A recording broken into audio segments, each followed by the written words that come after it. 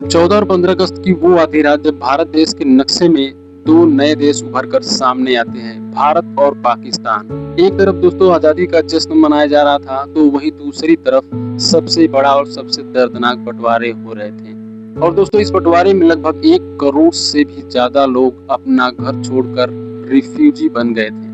अब दोस्तों सवाल ये उठता है कि सदियों से एक साथ रहने वाले दो समुदाय के लोग, हिंदू और मुस्लिम, अचानक से अलग क्यों हो गए और इन दोनों में बंटवारा क्यों हुआ?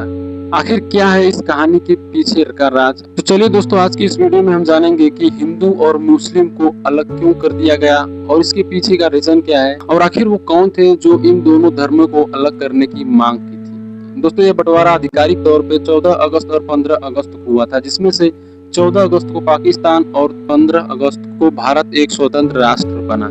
और दोस्तों इस बंटवारे का काम एक ब्रिटिश वकील को दिया गया था जिनका नाम था साइरल रेडक्लिफ, और ये एक ब्रिटिश के बहुत ही फेमस वकील माने जाते थे उस समय। और दोस्तों इन्होंने क्या किया कि बिना भारत की जमीन की हकीकत को जाने बिना इन्होंने सिर्फ 5 हफ्तों में ही भारत के नक्शे पर एक लकीर खींच दी। और दोस्तों ये वही लकीर है जिसे आज हम रेड फ्लिक लाइन के नाम से जानते हैं। और दोस्तों इसी लकीर ने पंजाब और बंगाल को 2 हिस्सों में बांटा है। इसके अलावा दोस्तों इस बंटवारे के 3 सबसे बड़े रीजन थे। दोस्तों पहला और सबसे बड़ा कारण ये था कि अंग्रेजों द्वारा बनाई गई डिमांड और रूल की पॉलिसी।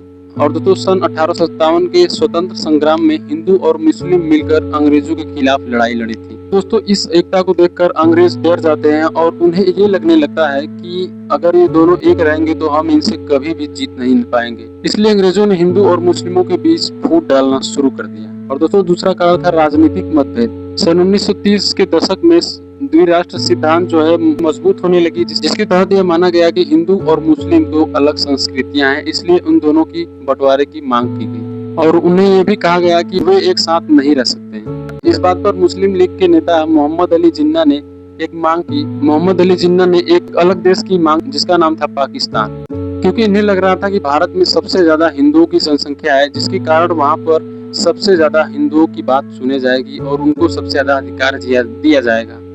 इसलिए उन्होंने मुसलमानों के लिए एक अलग देश की मांग, जिसको आज के समय में हम पाकिस्तान के नाम से जानते हैं। और दोस्तों वही तरफ कांग्रेस और महात्मा गांधी आखिरी समय तक भारत को एक करने में लगे रहे। और दोस्तों इस बंटवारे में सिर्फ 2 मुल्क ही नहीं बल्कि कई परिवार और न जाने कितनी अनगिनत संपत्तियां भी अलग हो गई।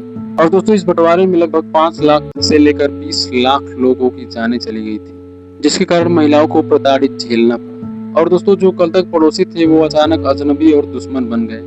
तो दोस्तों इतिहास को बदलने का कोई तरीका तो नहीं है, लेकिन इतिहास से हमें ये सीख मिलता है कि अगर नफरत और राजनीति अगर किसी आम इंसान पर हावी हो जाए तो उसका अंजाम बहुत ही बुरा हो सकता है। और दोस्तों इस ऐतिहासिक घटना पर आपकी क्या राय है, प्लीज हमें कमेंट बॉक्स में जरूर लिखिएगा और यदि आप इस चैनल पर नए हैं तो प्लीज हमारे चैनल को सब्सक्राइब करिए। मिलते हैं नेक्स्ट वीडियो में इस तरीके से एक नॉलेजफुल वीडियो।